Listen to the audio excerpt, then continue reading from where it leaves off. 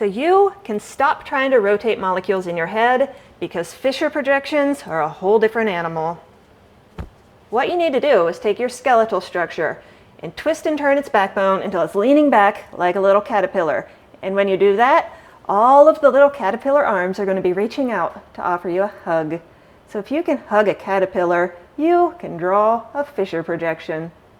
By the end of this video, you will know how to convert skeletal structures into Fischer projections, and you will know how to avoid the common exam traps or gotcha questions where students miss the most points. Fischer projections would look at this from the top down, but I need to point out some really important details. See how right now our carbon backbone is in a zigzag? That's actually the most stable conformation for a molecule. Fischer projections are always drawn in the least stable conformation. We need to take this zigzag backbone and put it into a C shape. But a Fischer projection is always drawn in the same orientation. Carbon backbone is a line going up and down, and they are all curving away from you. Let's look at each one at a time. This carbon at the top is a CH3 group. This second carbon, our two horizontal bonds are coming up towards us. Third carbon, two horizontal bonds are coming up towards us. Then we have another CH3 group. So what I mean by a caterpillar leaning back and giving you a hug is that this is curved. It is leaning back, and all of these little arms are coming towards us. Step one is to pick a perspective and stick with it. We're always going to be looking from the top down, but just drawing an eyeball is not good enough. You have to decide which way is the top and which way is the bottom. Technically, the most oxidized carbon is at the top, but this molecule is a bit too symmetrical for that, so you'll see that in our next example. I'm going to go ahead and put our person looking down from the right. I recommend drawing a stick figure and not just an eyeball so that you can clearly see this is top, this is bottom.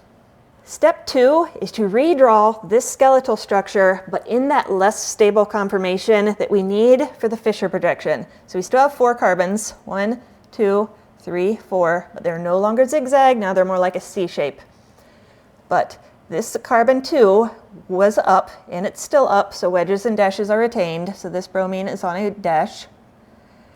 But the bromine for carbon 3, this is the next common place where people tend to lose points. When a carbon switches from bottom to top, you need to flip the wedges and dashes. If you want to go the extra mile and double check your work, what you need to do is assign RS configuration to both of these chiral centers and do it again here. They need to be the same. The only difference is conformation, not RS configuration. Step 3 is to draw your Fischer projection template with the correct number of carbons. So we always have a vertical line for the backbone. The first and last carbons are at the top and bottom. Any of those center carbons need their own horizontal line. Step 4 is to add the other groups where they belong. So this is the top. This is where our head is. This is a CH3 group, even though CH3 is not written on that skeletal structure. Carbon at the bottom is another CH3 group. But now we need to decide which side the bromines and hydrogens go on. And this is another common place where people tend to lose points. Here's what I recommend that you do. You can also take your exam paper and just look at it from a weird angle. Fold it back so those dashed lines are going away from you. Look at this molecule from the same perspective as your person, your stick figure. Dotted lines are on the left, wedges would be on the right. If your stick figure was flipped and the head was over here, we would then have dotted lines on the right, wedges on the left.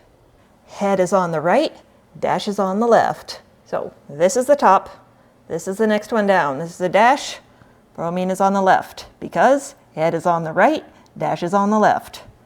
This dash is on the left. And over on the right, we would have those hydrogens that are only implied in our skeletal structure.